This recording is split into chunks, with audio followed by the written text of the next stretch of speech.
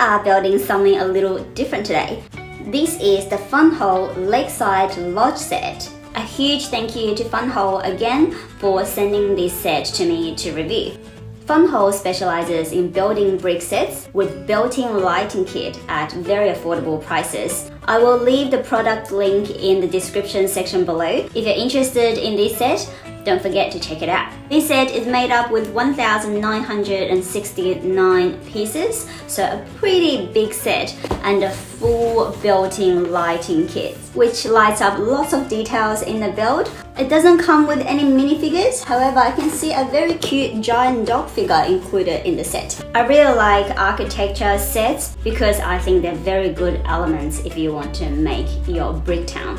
If you like my videos, please don't forget to click the like button below and subscribe to my channel. Let's now open the box and see what it looks like inside. This set is made up with 9 bags of bricks separated into 6 different building stages, 7 bags of lighting bricks, and 1 instructions book. This is a huge set, and from my experience, installing lighting kits also takes a while, so this could take a little bit longer than standard brick sets. I will build the set now, and after that we can have a look at the details together. Let's build. The Lakeside Lodge set comes with a big instructions book, which is relatively well printed. However, similar issue as the last funwhole set I built, black outline on dark colored bricks makes it relatively harder to read, but it's manageable after all. A transfer sticker sheet, which has its pros and cons, we'll have a look at it closely later on.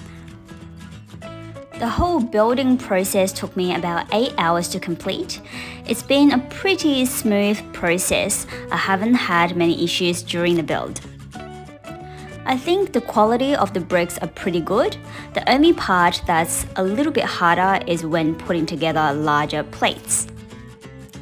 The brick seems to be a little bit tight and hard to press together. Needs a little bit of a squeeze here. If you have a little brick hammer, that'll come handy here for sure. The whole building process is separated into 6 different stages. Stage 1 and 2 creates the foundation and ground floor of the lodge, which I'll say makes up about 50% of the build. Stage 3 creates the first floor area with lots of nice interior details. Stage 4 to 6 is pretty much making the roof of the lodge. There are 4 sets of lights to be installed on different levels of the building and lights up some very nice details. I think it was a pretty enjoyable building process and it's not a bad looking set at all. Let's have a look at it closely in the review part of the video.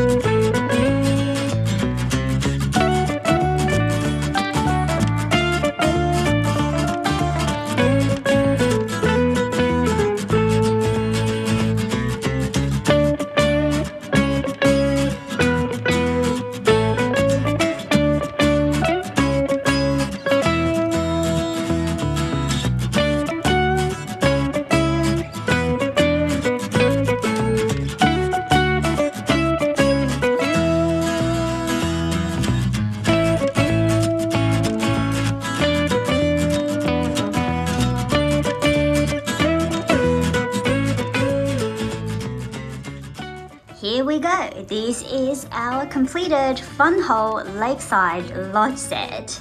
This set does include a built-in lighting kit. As you can see, I haven't done an excellent job hiding these cables. This is the main switch for all the lights, and voila! We've got some detailed lighting in specific areas of the build, which we will go through all of them in this part of the video. So firstly, very beautiful externals, a very retro little cottage looking building. In a way, a fairly similar set to the wood cabin set I built earlier. If you're interested in that set, you can check out my earlier review video on the wood cabin. Firstly, let's go through the external details of the Lakeside Lodge. Of course, we've got a lake in front of our little cabin. Here is the main door of the house. We've got a lamp outside of the house. I'm sure you can do a better job than me wiring these lights as well. A little porch with some decorative, I think, pumpkins on the cabinet. The porch extends into the lake where you can do some fishing. We've got the fishing bucket and also a fishing wire here with a fish already caught. Another lit up little lantern here, as well as a couple of blue lights lighting up our river. Going around, we've got a tiny bit of a greenery patch outside of our main window with a mailbox and a barrel. A very nice tree on the side of the house, using the same leaf pieces matching to the roof of the house. There are also some dedicated lights on the tree. So we've got 3 lighting bricks, 1, 2, 3 on the tree. And on the first level, there is an entrance to the upstairs part of the building with a small balcony. Very little details on the balcony. We've got a little plant and that's about it. However, also a lit up light outside of the door. Keep turning around. This is, I think, the back door of the house. Little window and another light outside of the window, and also a matching window upstairs on the attic. We can see a large surface roof, mainly made up with green, different shades of green and some brown bricks. On the roof, we used a little bit of the transfer stickers. I think the transfer stickers is a good idea. Well, it can be a good idea. It can look, the sticker look more like a print. However, I do think it doesn't work so well in this particular instance because it's a little bit too glossy. So if you look at how it looks on the roof, especially on the dark green part, I think you can probably see more air bubbles than the wood pattern. It's less than ideal, and also it's a little bit hard to apply. You can see some bits are breaking off as I applied them. You do have a few spares, so you can reapply them using the spares because there's no way you can peel these ones off and reapply them. To be honest, I see the concept, understand why they chose these type of transfer prints, but with these particular patterns, I think the effect is underwhelming. You're probably better off with a normal sticker just covering the tile. Keep turning around. This side is very cute. We've got an open side where you can see the inside of the building very clearly. However, we'll come back to that. We'll just finish the other side of the external structure, then we can have a look at the inside properly. Here, just in front of our main door and the porch, we've got a grill fire station to grill the fish that comes right out of the river. That's a great idea. Super fresh grilled fish we've got here, and a little flag, also with the transfer sticker. I'm a bit confused, where is that dog, that giant dog that was printed on the box, because I don't have a dog in this set, so I'm not quite sure. Maybe that's not meant to be part of the set, or maybe it's just missed in my set. I'm not too sure, but as you can see, we've got no dog or minifigures here. Here is a chimney of the house in a light grey shade with some dark olive green pieces and different panels of the roof covering this side of the house. The roof wasn't too hard to attach. It's a pretty clear structure. You can probably open them a little bit, but because we've got little leaf pieces, it kind of blocks the access, so I don't want to touch it too much in case I accidentally break them.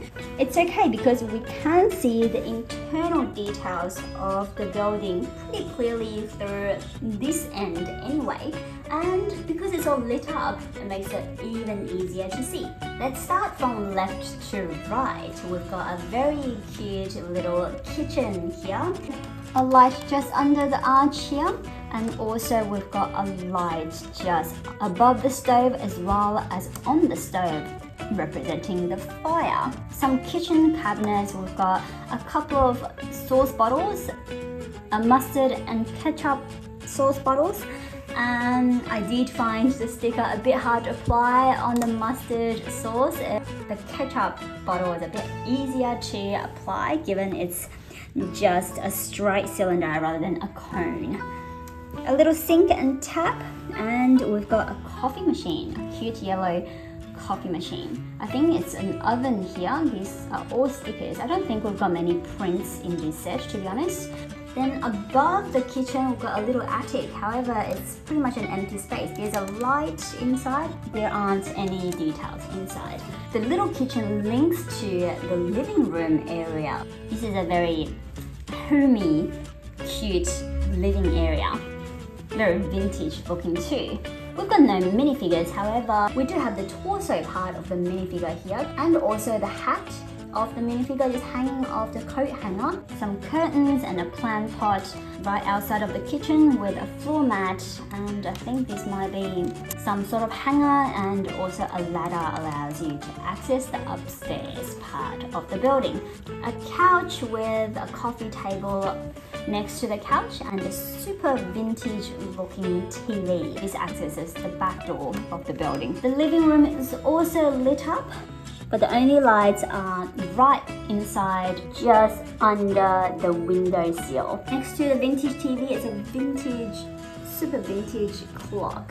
All the patterns are stickers, including the clock pattern and the pattern on the TV. Then last but not least, we've got a little bedroom in the attic, which we can access through the ladder in the living room with a couple of very cute lighting spots. The only lights here are firstly the red light inside the chimney or fireplace upstairs, and also a desk lamp which is very bright. Of course we've got a bit of a study desk with a matching chair and a bed. A double bed with a bedside table. That's about all the details upstairs. So here we go, the Riverside Lodge set. I really enjoy the building process. It's been really smooth. Putting the lighting kits in is a bit of a pain, I must say. It's hard to get it right. However, I think it's well worth it. Lighting details really changes the aesthetics of the set, and I think it's a great color combination they've chosen here with the beige walls, a bit of a brown border and a green roof. A very cute retro type of building. Again, if you're interested in the set, the link to purchase the product is in the description section below, so don't forget to check it out. Thanks again for watching this video. I hope you've enjoyed this review video, and I'll see you next week. Bye!